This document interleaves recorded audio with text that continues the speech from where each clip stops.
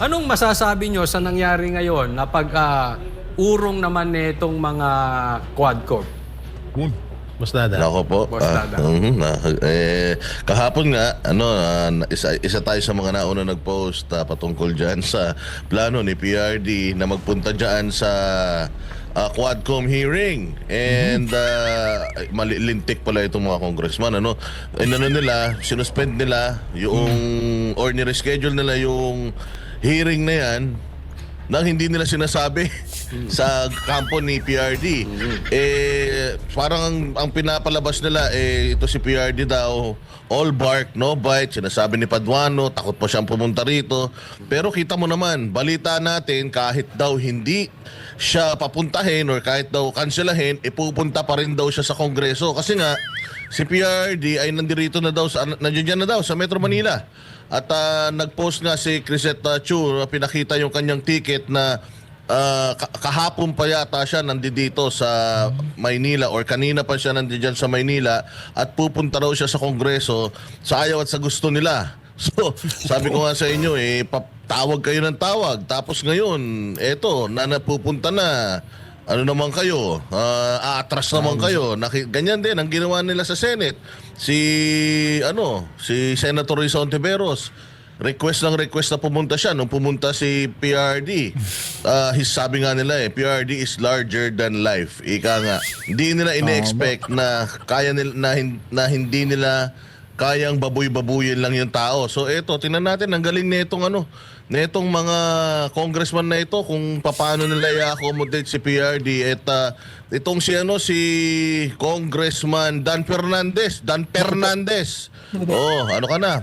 Humawak ka na ng dictionary at saka i-ready mo na yung Google mo kasi sabi niya hindi naman na daw kailangan maging abogado, mag-Google lang. Malalaman mo na daw yung mga bagay-bagay so talagang dito mo malalaman na if there's someone or somebody na all bark no bite, eto, mga Quadcom na to, sila yun. Because si PRD, hindi nyo kayang takutin. Ano yung sinabi ni PRD noong nakaraan? You do not scare me a bit. Kahit katiting na takot, wala akong nararamdaman sa inyo. Again, PRRD was a fiscal. He was a mayor. Naging rin siya, congressman. Alam niya kalakaran dyan, kaya nga sabi niya Kaya nga isang beses lang naging congressman si PRRD. Hindi na siya nag-extend. Kasi nalaman niya, nung isang stint niya sa Congress, na yan daw Kongreso ang pinakabulok. Yun ang sinabi niya, di ba?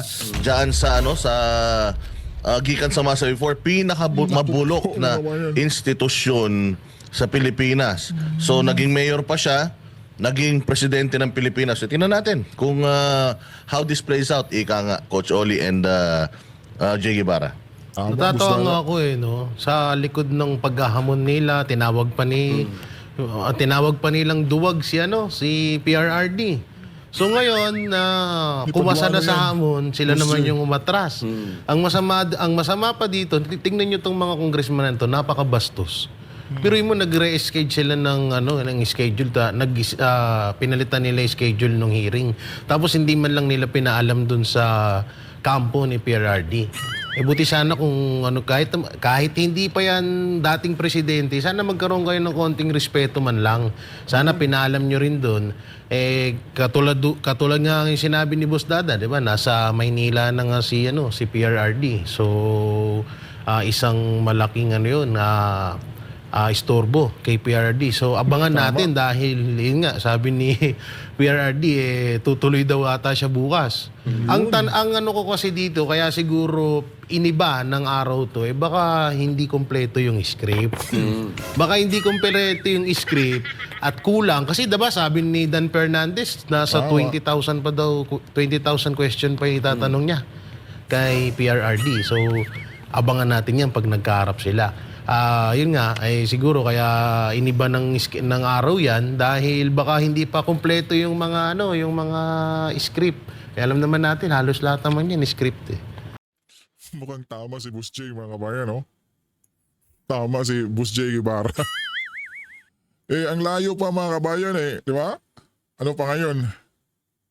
12 ata pa, mga kabayan, tapos 21. So may 10 araw o 9 na araw pa ata silang mag-prepare, di ba? Kupo mga kabayan, no? Alam mo, Boss Dada, Jay Guevara, no? Sa tingin ko, kasi marami nagsasabi sa akin, marami nagme-message, Coach Oli, karapat dapat pa bang tawaging Quadcom yung mga yan o Duwagcom? Hindi, alam mo, hindi natin masisisi ang taong bayan kung ang itawag na sa inyo ay Duwagcom. Isipin mo, di ba? Parang hamon ka ng hamon ng suntukan. Tara, suntukan tayo. Tapos nung pumalag, Tumakbo ka. kaya ka lang naghahamon kasi alam mo hindi papalag.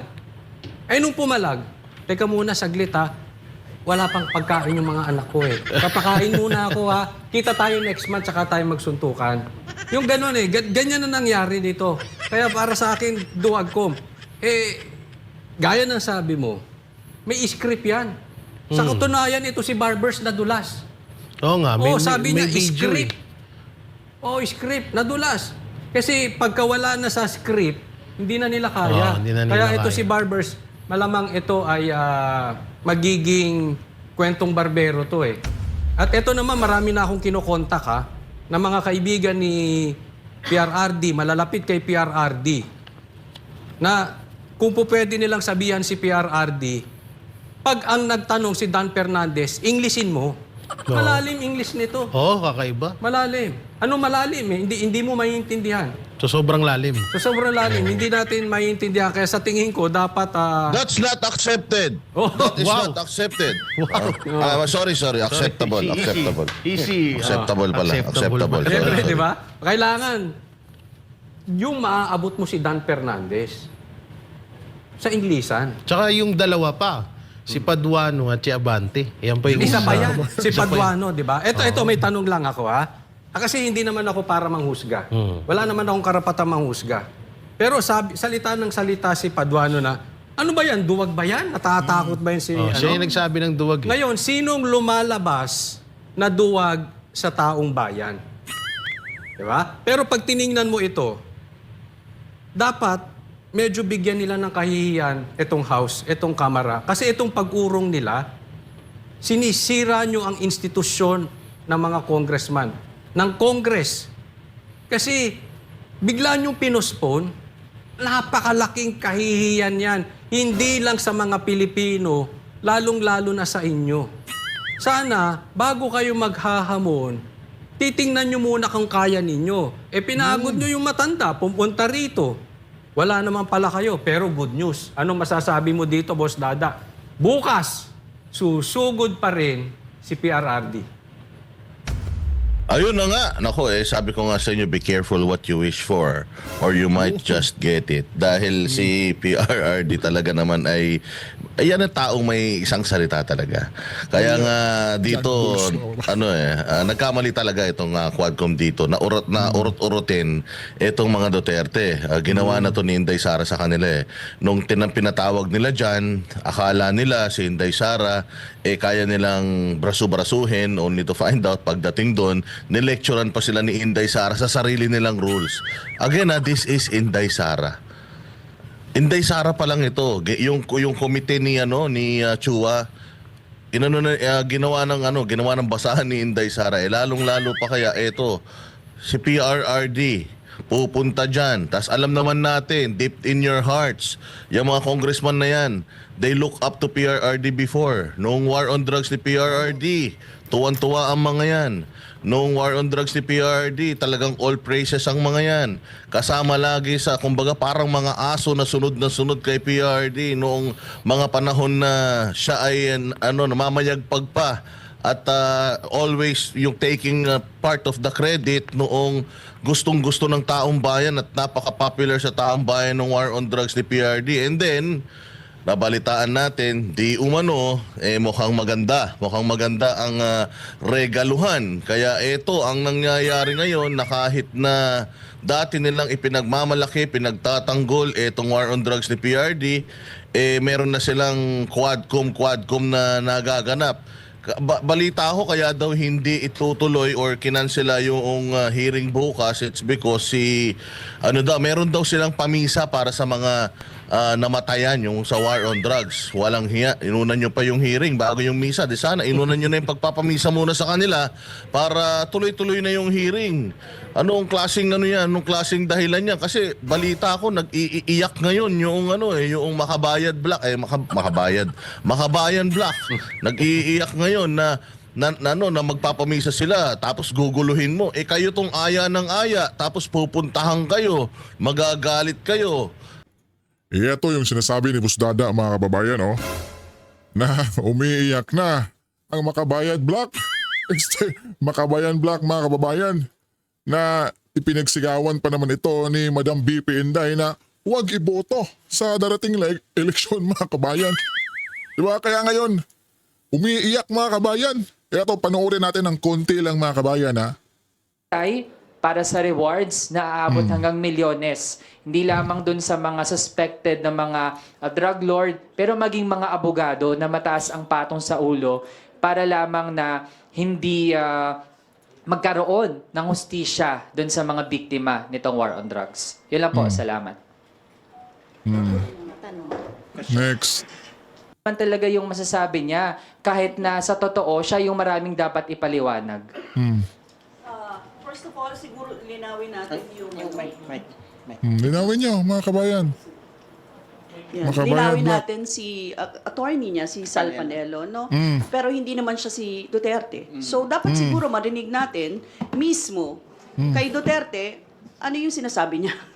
Kasi pwedeng, kung ano-ano sinasabi niya hindi natin alam kung alin doon yung totoo at hindi. So, kailangan humarap siya, sabihin niya sa atin, sabihin niya sa taong bayan, pupunta siya. Kailan siya pupunta? Gusto mo humarap sa sarili mo.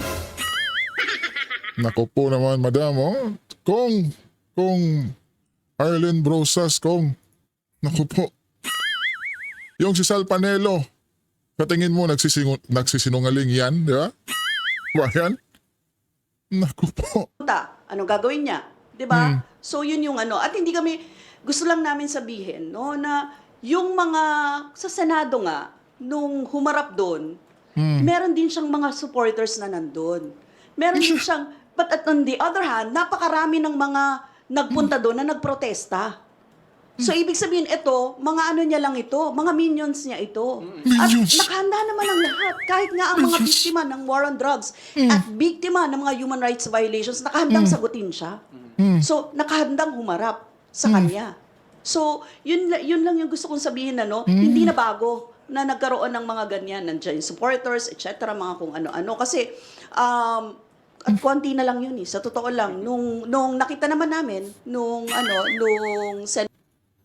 At mga kababayan nakuha pa nilang magpa-presscon mga kabayan. Di ba? Kanina nagpa-presscon na yung Quadcom, tapos sila din mga kabayan. Yung Makabayan Black, Makabayan Black mga kabayan. Nagpa-presscon para birahin lang si Pangulong Duterte. Di ba? Naipakita nila na hindi sila takot mga kabayan. Yun yung gusto nilang atang iparating, ba? Nandiyan na nga si Pangulong Duterte. Bukas, harapin na kayo. Diba? Tapos kayo naman tong nagdadrama ngayon. Naku po. Ito ang hindi kasi naiintindihan nitong mga congressman na ito na hindi talaga kayo popular sa taong bayan. Bakit you're only being voted by a handful of people? Napakaliliit ng mga distrito ninyo. Kaya kung ikukumpara ninyo yung crush ninyo or yung inyong mga komite versus yung komite sa Senado, di hamak na mas crush kayo kaysa sa mga nasa Senado. Because etong mga Senado, meron silang mga reputasyon na pinangangalagaan because they are being voted buong Pilipinas. Kaya itong mga to, willing silang masira yung kanilang reputasyon kahit na kainin nila yung suka nila, wala silang pakialam. Kasi nga, ibinoboto lang sila ng ilang tao. Kaya nga, dito natin malalaman, pagpunta dyan, nung pinaka magaling na presidente sa Pilipinas, tingnan natin kung papaano ang kilos, body language at kung papaano mag-i-in English si Dan Fernandez. So, Siguro kaya umurong din mga bayag nito dahil kay Attorney Sal Panele. Kung mapapanood mo yung live ni Attorney Sal, di ba? Pinaghanda na sila. Sabi ni Attorney Sal, maghanda na kayo. Dapat paghandaan nyo yung mga isasagot Kasi, nyo at itatanong nyo. Ano yan, boss? Hindi, partner Jay, kasi totoo yan. Kasi Oo. si PRD, pinipigilan lang naman nila talaga yan. Matagal na yan gustong pumunta dyan. Natatandaan ninyo, meron siyang isang beses na gustong pumunta dyan na biglang hindi natuloy. Pinipigilan lang naman talaga si PRD. Kung si PRD lang naman, gusto nyo ay handaan nyo sarili nyo Quadcom. Kasi kung nag-hearing kayo ng 14 days, kaya ni PRRD yung 2 days, dare-diretso. Kaya wag kayong uuwi, katulad ni Risa Ontiveros, na ilang taon niyang inantay na makaharap si PRD. Tapos wala pang alas 5, lumayas na. O kaya ihandaan nyo yung mga ano ninyo, magbaong kayo ng mga kape at saka ng mga pack lunch nyo, dinners, dahil sigurado ka abutin kayo ng siyam-siyam. Hindi hinto si PRD hanggat di natatapos yung problema ng bayan. At malalaman nyo from PRD kung ano talaga ang problema ng bayan. Nakakadiri nga itong mga congressman na to kasi biruin mo dati nilang nilulunok yung war on drugs ni PRRD. Isa na dyan si Ace Barber na nagsalita pa nga yan na sana i-extend pa ang termino ni PRRD. Pero isa na siya ngayon sa sumusuka sa war on drugs na proud siya noon. So anong klaseng merong Anong klaseng merong pagkalalaki ka na parang hindi mo kayang gampanan yung sinasabi mo, but parang pabago-bago? Ano yan? Porket iba na umupo at napapakinabangan nyo, doon na agad kayo. At doon naman sa tao na dati yung pinakinabangan na hindi nyo na mapakinabangan ngayon, naalisan nyo na lang bigla. Ganon na ba ang kalakaran dyan sa mga congressman ngayon? Alam mo, nakakabilib ang tapang talaga. Parang gusto kong halikan si PRRD. Nakakabilib ang tapang kasi si PRRD kung magsalita matapang. Pero minsan, maraming tao matapang lang sa salita pero duwag. Si PRRD hindi. Tama. Isipin mo, halimbawa ito para kang pupunta sa teritoryo ng mga kwadro o mga Tigre. kulungan ng mga buhaya. Yung buhaya Ikaw pala. pupunta mag-isa, marami sila doon sa teritoryo nila. Ganyan po katapang. Alam mo, may edad na si PRRD. How much more nung kabataan siguro nito? No? Kasi Yun din ang yung daling tanong ko, magtapang-tapangan talaga. Pero si PRRD, kaya sabi ko, ay, saludo ko dito kay PRRD sa nangyayaring ganito. Isipin mo sa tingin natin, pag bumaliktad ba ang sitwasyon, mawala si Marcos o si BBM at si Tamba. Sana nga. Ay, Sa sorry. tingin ninyo, pag sila naman ang iimbestigahan sa 2028, kaya nila? Yun. Baka hindi nga Yun, pumunta yan. mga bayan. Pero ito si Tama, PRRD. Good news. Pupunta siya bukas, tapos magre-request pa siya 10 araw ang hearing. So, ano masasabi mo dyan, Boss Dada? Ito kasi ang hindi naiintindihan ng ng mga congressman PRD has nothing to lose. Same goes with itong si Inday Sara, Basti Duterte, they have nothing to lose. Kasi hindi naman sila ganit sa kapangyarihan katulad ninyo. Alam naman natin na kaya ninyo ginagawa yung hearing na yan dahil kailangan nyo ng pondo sa mga pwesto sa politika na tatakbuhin ninyo Kaya naman ninyo ginagawa yan PRD, wala nang mawawala sa kanya, matanda na yan. Katulad ng sinasabi ni Coach Oli. And tatakbo yan, hindi siya nationals. So whether gustuhin siya ng buong Pilipinas or not, basta mahal siya ng Davao, mananalo siya as mayor ng Davao. Yun lang naman yan So etong mga congressman na ito na may mga pangarap din sa buhay, balang araw siguro kapag kung sino man ang kumukumpas sa kanila maging presidente ng Pilipinas, it's either bigyan sila ng mga malalaking posisyon sa gobyerno or makapunta sila sa nationals, which is pangarap ng mga congressman yan. Meron ngang isa dyan na nagpanukala na sila daw ay i-extend daw ang kanilang termino from 3 years na 3 beses yata to 2 term na lang pero 6 years. Yun ang sinasabi nila. So, ang hindi naiisip nitong mga engot na ito na ikaw ay binuboto ka lang ng ilang libong tao. Tapos gusto mo manungkulan ka ng 6 na taon kung hindi ka ba naman loko-loko. Naiinggit sila sa Senado na 6 na taon yung isang bahay lang naman daw sila, pero bakit ang Senado 6 na taon yung yung panunungkulan sila daw 3 years, lugi daw sila. O kung gusto nyo maging 6 na taon, o di baguhin natin yung election sa Kongreso, gawin nating national. Tingnan natin kung manalo kayong congressman kung national, 'di ba? Mantakin mo ang mga senador, the reason why 6 na taon ng kanilang term is because they are being voted by the whole of the Philippines, pati OFW. Pero kayong mga congressman, you are only being voted by a handful of people. Sa mga distrito ninyo, ilan libo, baka pinakamarami na yung 100,000 na walang 100,000 palagay ko yung mga bumoboto sa inyo. And here you are, kung makapagyabang kayo dyan, akala ninyo na sobrang sikat nyo sa buong mundo, sobrang siga ninyo. Yung iba nga dyan, party list representative, gumagamit pa ng mga malalaking personality para mabuhat yung party list nila, only to find out etong mga ginagamit nilang mga tao sa party list nila na nagiging mukha ng party list nila, second nominee, third nominee pala nila, yung first nominee hindi naman kilala. Tapos eto, pagdating dyan, kung makapagsalita, akala mo ang dami nang naipanalong kaso bilang abogado. Kaya ito si PRD, patay kayo dyan.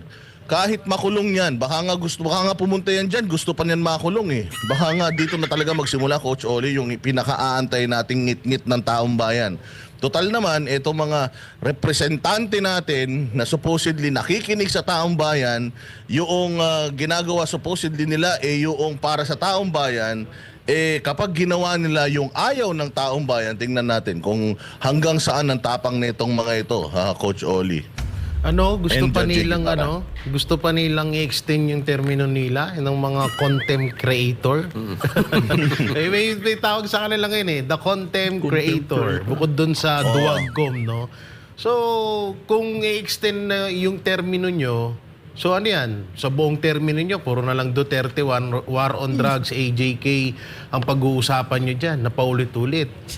Siguro, Boss Dada, kaya siguro gustong-gusto nilang i-extend yan dahil, di ba, di umano, tumatanggap yan or may sahod sila sa kada hearing. So, kada hearing nga naman, kung mapapahaba yung kanilang termino, mas malaki kikitain nila. Halimbawa, ilagay lang, anuin lang natin sa 5 million kada isang tao, kada hearing ba? Malaking bagay yung Coach Oli. Tsaka ito ilang beses ko na ito sinabi sa vlog ko na para sa akin nga, hindi na karapat-dapat pang umarap si PRRD sa mga yan Kasi paulit-ulit lang yung tanong So, dahil kagustuhan ni PRD, kaya susuportahan natin, tayo nga, excited talaga ako kung paano sila magtagpo ni Paduano tsaka ni Abante. Kasi yun yung mga dyan Yun yung mga matitikas dyan. Yun yung mga laging naninigaw, nanduduro, palaging, alam mo yung, dinaig pa yung, sino? Si Jay Kongkon, yung mukhang kukun. Oo, Chismis. Yung may hamon kay BP Sara yan magpa-lie detector test daw. Yan, isa rin sa mga makapalang mukha niyan. Sino yun? Si Tulfo? Hindi, siguro idol niya. Inahamon niya nga si BP Sara, tsaka yung matanda na may sobre. Sabi niya kung totoo man yung sinasabi niyo, magpa-lie detector test kayo. Ikaw, Sara Duterte, magpa-lie detector test ka. Wala yan, mga yan. Sooner or later, may expose lahat ng mga kahayupan ng mga yan. Sabi ko nga sa inyo. The more you are exposed to yung yan sa mga camera, mga press conferences, and nagpapa-interview ka, the more na mas maraming na kakaroon ng interest sa'yo. And alam natin itong mga may mga tinatagong baho ito. Dahil in-expose nila yung sarili nila sa taong bayan, unti-unti rin, itong ang Mother Nature, nakita nyo, ine-expose na yung corruption ng gobyerno pagdating dyan sa mga flood control projects, di ba? So yung mga ginagawa nila na yan, i-expose din ng mga kabulastugan at mga balita. Kung may balita lang ako patungkol dyan sa dyan kay Kongkun, dyan sa Zambales. Ay, grabe. Ay nako, madami natin ang dami mga nagsusumbong sa atin mga Zambales tungkol sa pamilya nitong si Gunggong na to, Kongkong pala. Si Kangkong. Kangkong. Yan. Ang dami natin naririnig mga taga Zambales na nagsusumbong sa atin natin tungkol sa mga kabulastugan ng mga ito, soon, malay mo, mailabas natin, basta makita natin na kumpirmado, mas maraming pang tao mag-confirm na itong mga kabulastugan na to, somehow, kailangan natin i-expose yan dahil balateros pag tama palakpakan, pag mali banatan. Pero ano kaya? Yan yung si Kung Hon, mga babayan, Congressman Kung Hon ba ata? Jefferson, di ba? Yung mahilig sa mga bayan, chismis, di ba? Nako po, ang dami palang tinatagong baho niyan, ha? Nako, excited kami, busda, na maisiwalat yung baho na yan ni Congressman Jefferson Kung Hon, mga babayan. Ang ninyo, magiging tingin ninyo mangyayari kung halimbawa i-contempt nila si PRD? Because tayo naman, alam naman na natin na hindi naman talaga nila pinapatawag si PRD rito sa Kongreso para para liwanagin yung tungkol sa war on drugs. Because lahat naman na tanong nila at posibleng itanong nila, natanong naman na to sa Senado so alam naman na nila kung ano yung mga sagot nila. So ano sa tingin mo gagawin nila? Ako feeling ko kasi babastusin nila ng babastusin dyan si PRD. And si PRD, ipapakita lang niya na kahit na matanda na ako, gagamitin ko yung nalalaman ko sa batas para sagutin yung mga ninyo, yung mga tanong ninyo. Just recently, meron na namang isang abogado na matalino na alyado ni Inday Sara dyan sa Quadcom na yan. Ang tinry nilang pasumpain pero hindi sumumpa.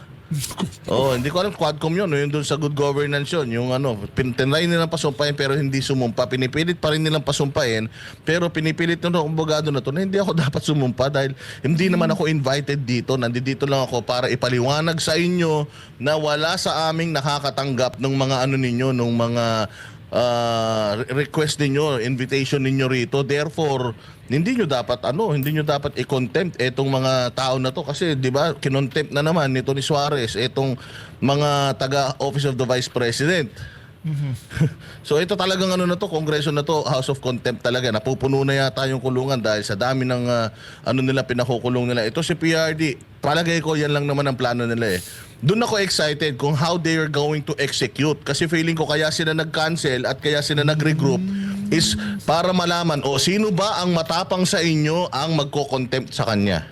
Yun lang naman yun who's going to kumbaga who's gonna stand out or who's gonna take the blame or sino ang magte-take ng lead para ito si PRD i-contempt. Yan lang naman ang plano Baka talaga ng mga nagpapataas ng presyo, Boss Dada. Kasi Ayun, kung syempre, nag-uusap sila kung sinong may tapang para i-contempt si PRRD, may matinding yan.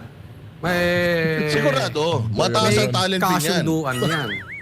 Oo, mataas ang talent fee niyan, sigurado. Basta. Kasi syempre, ikaw ba willing ka nang sirain mo yung karir mo sa politika? Kasi talagang masisira ang karir mo, mantakin mo ang isang presidente na imbis na nagretiro, pinilit ng taong bayan tumakbo, nung nangangampanya, nangako na uubusin ng droga, magiging madugo, wag nyo akong iboboto. Ganun pa ang pangangampanya niya. Kasi pag ibinoto nyo ako, magiging madugo. Pero ibinoto pa rin siya ng taong bayan. Ngayon, naging madugo yung kanyang laban sa gera. Laban sa droga. Tapos nagrereklamo sila. Kaya dyan mo malalaman na itong mga congressman na ito, alam mo talaga na merong nagkukumpas sa kanila talaga Nakita nyo naman, hindi ba? Yung statement nung OGAG na nila dyan, na yung dating taga-customs na nakakulong na. Operation Save the Queen to become president. Sinong engot ang maniniwala sa ganung fairy tale? Hayop na yan. Kaya talaga nung narinig ko yun, sabi ko tapos, naniniwala itong mga congressman na to, sabi ko wala nang quality talaga. Wala na. Kumbaga sa latak na talaga itong mga congressman ngayon. Nawawala na talaga yung kongreso na talagang matatalino katulad ng mga panahon nila Mitra. Kung sa vlogger kung sa vlogger sila yung puro lang pa-hype. Hindi pong magpapahype para lang mapag-usapan, para lang mapagkwentuhan. So speaking of contempt, ito kasi may mga bali-balita na pinapasok na nga daw di umano ang ICC dito sa Pilipinas at ginastusan pa nga daw ng isang ng isang congressman. So ganito kasi ang nakikita ko diyan, ito ay planado. Kung i-contempt nila si PRRD, may posibilidad na i-contempt nga nila para maibigay nila sa ICC. Pero yan pa naman ay wala pa naman 100% na kasiguraduhan yan ay at bali-balita. Pero eto, masusure ko sa inyo na may 2 congressman na dating na-involve sa PIDEA list. Sino kaya yun? Sino ba yan? Oo, Alam ba may natin mga yan? may mga nakasama pala diyan sa PIDEA. Oo, na sa PIDEA list. So hindi lang pala nag-iisa si na nasa PIDEA list, kundi meron din pala sa mga congressman. Ay, ilalabas at natin yan. yung sinasabi nga ni Boss Dada kanina na mananagot sila talaga bandang huli. Sa totoo naman, daming may mga kaso diyan. Si Paduano, may kaso yan. Si Abante, may kaso yan. Di umano, 2 pa kaso yan. Child abuse and PDAT scam. Nako. Si Paduano, dun sa pinatay na 22 na pulis. Nung panahon nung NPA pa ata siya nun. No? So marami talaga at hindi lang yung 2 yan, kundi halos lahat dyan may mga kaso yan at balang araw, lalabas din yan, Coach Oli. Alam mo, itong sinasabi ni Boss Dada kanina na bakit hindi na lang gawin din silang 6 na taon. Palagay ko, sisisihin na naman nila dyan si PRRD o si Sara o si Pastor Kibuloy. Na dapat 6 na taon din ang mga congressman. Kasi itong mga to, wala na. Pinagpapalitan na lang nila ang paninisi. Di ba? Punta tayo kay Pastor. Ay, punta tayo kay PRRD. Ay, punta tayo kay BP Sara. Ay, punta naman tayo kay Pastor. Ang palitan na lang sila. Yan na lang. Pero ito gusto ko yung narinig ko kanina na magre-request si PRRD na 10 araw ang hearing. Aba, maganda yan. At lalong-lalo na pag na-contempt, iisipin mo. Isipin nyo lang 10 araw nag-hearing, araw-araw. 5 million kada isa. Pero Laking pera, no? meron tayong chance. Baka ito na yung inaantay Na mag-aaklas ng taong bayan. Di ba? Akala ko, mayroon tayong chance na makulong. Wag. naman. Easy. Magpapasama. Kasi mahaba yan. Alam nyo, di ba, sa atin, paano nabuo yung EDSA 2, di ba? Mahaba din yun. Mahaba yung pagdinig nun. Pinagdaanan nun. Ito, magde-develop yan. Kaya mag-iingat kayo. Mag-iingat kayo, sisiguraduhin nyo yung hinahamon nyo duwag. Si PRRD, baka i-contempt nyo o maghamon siya sa inyo ng mahabaan, umurong kayo pare-parehas. Di ba? Ako nga, sa tingin ko, bagamat hindi member ng committee si Martin, alam mo, dapat yan leader sa leader. Oo. Kung may tapang to si Martin, Siya humarap. humarap ka doon. Tanungin mo. Kasi alam naman natin, siyang nasa likod niyan. And kung tatanungin mo ko sino papaniwalaan ko, si BP Sara, na this is politically motivated, o yung mga kampo ni Martin, maniniwala ako kay BP Sara. So, ibig sabihin, nasa likod niyan si Martin. Punta ka. Tingnan mo, huwag ka magtago sa likod ng vloggers mo. Huwag ka magtago sa kakademanda sa ibang tao. Pagka ayaw mo yung ginagawa, punta ka roon. Tanungin mo. Tanungin mo si ikaw mismo. Ikaw leader sa eh. leader. Diba? Siya yung leader ng Nakita mo ng ba si mga BP Sarang congressman, tumago? Siya mismo nagpunta. Tama. Si Maganda yan, PRRD. maganda yan. Siya ba mismo? Ayaw na nga umuwi doon sa Senado eh. Pinauuwi na siya, ayaw pa niya. Eto ngayon. O kita mo, dali kayo ngayon. Pupuntahan pa kayo bukas. Dahil pinuspon nyo. Alam mo, sa akin talaga, nagiging katawa-tawa na itong Quadcom na ito. Wala na. As in, nakakatawa. Nakakahiya. Sa ating mga lalaki, especially itong mga kasamahan ko, ang lalaki na ito, mga ito. Yung hamon ka ng hamon, biglang nag-postpone, nakakatawa yun. Hindi lang nakakahiya. May mga kilala akong ganyan. Oo. Yung mga magagaling maghamon, tapos nung nakikita ka, iwas naman ng iwas. Maraming mga ganyan. Ay, parang Pero, kilala ko yun, Coach Oli, may kwento ko lang, Coach Oli. Sige, boss. Sige. Total naman, matagal na panahon na nating nalaman nito. Kasi ang Banateros, kapag mayroong mga information na nakakarating sa atin, di naman natin yan dinadivulge. Kaya lang, medyo matagal naman na at itong information na to, feeling ko, konektado yan dito. Si PRD kasi talagang ano yan. Talagang, kung alam mo kung malakas yan si PRD, kung hindi lang siya hirap magkikilos, lahat ng mga imbitasyon nyo, pupuntahan yan. O lahat ng mga hearings pupuntahan yan.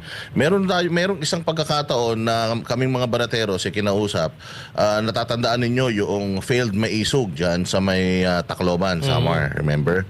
Oo, 'di ba natatandaan ninyo yung isang plano na bumalik tayo ron kasi ang balita is talagang yung local government diyan, pati yung kasama yung Coast Guard at kung ano pa yung mga law enforcement agencies diyan. Pagka nagpunta raw si PRD, wag payagan or kasuhan. Ganun ang gusto nilang mangyari noon eh. So ang gagawin nila, gusto nilang gulatin kasi talagang gusto nilang ituloy diyan sa Tacloban yung maisog noon. So gusto nilang gulatin coming from all yung entries ng diyan sa Tacloban. Tapos magkikita-kita sa isang lugar and then magma-march papunta doon sa kung saan gaganapin yung maisog. Kasi nga ayaw nila narangan nila ng kung ano-ano eh. Kaya lang may nag-suggest na hindi pa pwede kasi paglabas natin ng hotel, nagtipon-tipon tayo, baka nakakailang hakbang pa lang tayo, they will arrest us. Alam mo sabi ni PRD noon, di arrestuhin nila. Kung saan tayo aarestuhin, magkakapit kamay tayo kung saan tayo aarestuhin, kung saan nila tayo ikukulong, doon magsisimula ang people power. Pucha, subukan nila. Subukan nila na itong si PRD ay ikulong diyan sa Kongreso. Tingnan natin. Kaya nila bang i-accommodate yung mga Pilipino na pupunta sa kanila diyan sa sa batasang pambansa?